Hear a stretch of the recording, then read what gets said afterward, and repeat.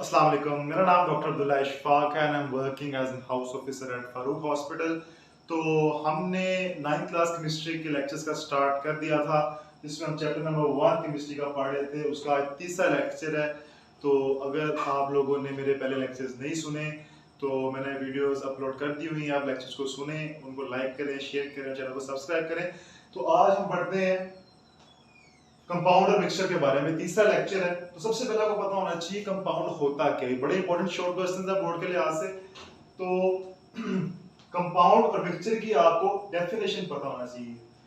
तो क्या डेफिनेशन होगी?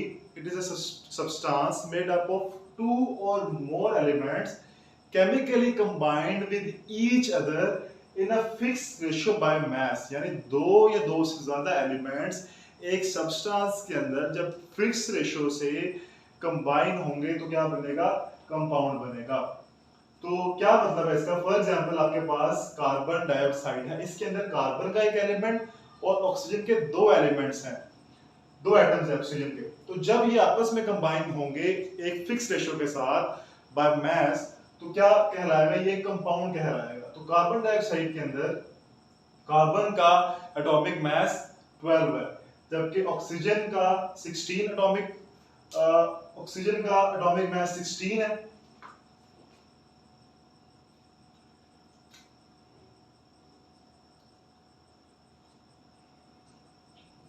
ऑक्सीजन का एटॉमिक मास 16 होता है।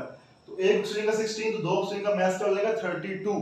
तो 12 रेशियो 32। तो जब इसकी मैं रेशियो निकालूंगा तो 3 रेशियो 8, यानी कार्बन डाइऑक्साइड के अंदर हमेशा कार्बन और ऑक्सीजन आपस में 3 रेशियो 8 के हिसाब से कंबाइन होंगी। तो ये फिक्स रेशियो है। इसी तरह वाटर है तो दो हाइड्रोजन के एटम्स और 1 ऑक्सीजन का एटम। तो हाइड्रोजन का मास 1 है, दो हाइड्रोजन है तो मास 2 हो जाएगा। इसी तरह 1 ऑक्सीजन का मास 16।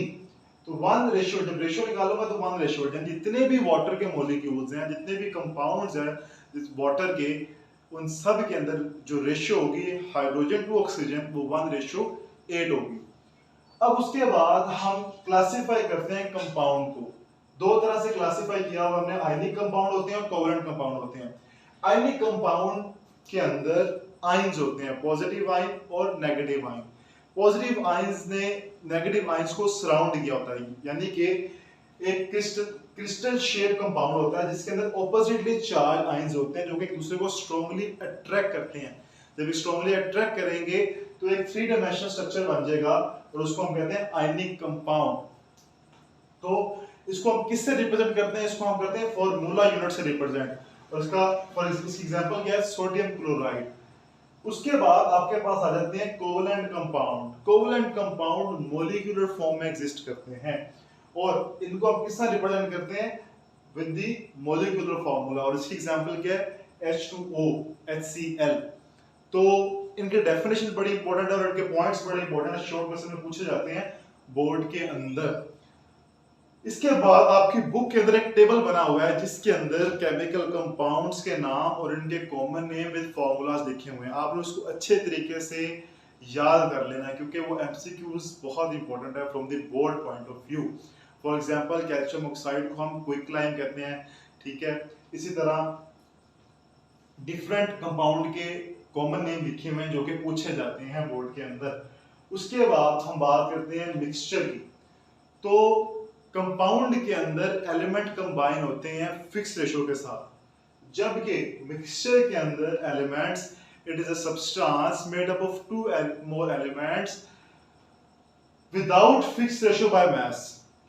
जिसके अंदर जो एलिमेंट्स हैं वो without any fix ratio, without any fix quantity आपस में कंबाइन हुए होते हैं, उसको हम कहते हैं मिक्सचर। अब एक मिक्सचर आपने बना दिया, इसके अंदर आपने फॉर एग्जांपल एक वाटर लिया, उसके अंदर आपने इंक ऐड कर दी किसी भी कोई क्वांटिटी लेके, तो एक मिक्सचर बन गया। अब फॉर एग्जांपल आपने जो मिक्सचर के कॉन्स्टिट्यूएंट्स हैं, अब एक और बड़ी इंपॉर्टेंट चीज है कि कंपाउंड के जो कॉन्स्टिट्यूएंट्स हैं इनको आप सेपरेट नहीं कर सकते, जबकि मिक्सचर के कॉन्स्टिट्यूएंट्स को जिस चीज से वो मिक्सचर बना है उसको आप सेपरेट कर सकते हैं। तो वो कौन से फिजिकल मेथड्स हैं? बड़ा इंपॉर्टेंट शॉर्ट क्वेश्चन आता होता है बोर्ड के अंदर, what are the 5 physical methods to separate the constituents of mixture. आपने मिक्सचर को कैसे उसके कॉन्स्टिट्यूएंट को सेपरेट कर सकते हैं? तो ये 5 मेथड है। Distillation number 1, crystallisation number 2, evaporation number 3, filtration number 4 and the last one is magnetization. In 5 processes को इस्तेमाल करते हुए आप मिक्सचर के कॉन्स्टिट्यूएंट्स को सेपरेट कर सकते हैं। उसके बाद आपके पास इसकी भी क्लासिफिकेशन है जो बड़ी इंपॉर्टेंट है। ये जो जितना भी लिखा है ये सबका सब बड़ा इंपॉर्टेंट है बोर्ड के लिहाज से। तो आपको बोर्ड में बहुत शॉर्ट क्वेश्चन आता है, differentiate between homogeneous and heterogeneous mixture. तो होमोजेनियस मिक्सचर के अंदर सब्सटेंसेस थ्रू आउट यूनिफॉर्म रहते हैं, यानी कि जो उसकी कंपोजिशन है वो यूनिफॉर्म रहती है। हेटेरोजेनियस के अंदर यूनिफॉर्म नहीं रहती। तो होमोजेनियस एग्जांपल है एयर, आइसक्रीम, गैसोलीन, जबकि हेटेरोजेनियस के अंदर हेटेरोजेनियस एग्जांपल है सॉइल, रॉक और वुड। तो ये एग्जांपल थी, ये डिफरेंस था होमोजेनियस का और हेटेरोजेनियस का। तो this is all about today's lecture. अगर आपको लेक्चर समझ आया है तो इस वीडियो को लाइक करें, शेयर करें, हमारे चैनल को सब्सक्राइब करें और इंशाल्लाह नेक्स्ट लेक्चर में हम अगला टॉपिक पढ़ेंगे which is the difference between compound and mixer, जो कि बड़ा इंपॉर्टेंट लॉन्ग क्वेश्चन है। और फिर हम स्टेप बाय स्टेप टॉपिक्स को कवर करेंगे। तो तब तक के लिए अल्लाह हाफिज़।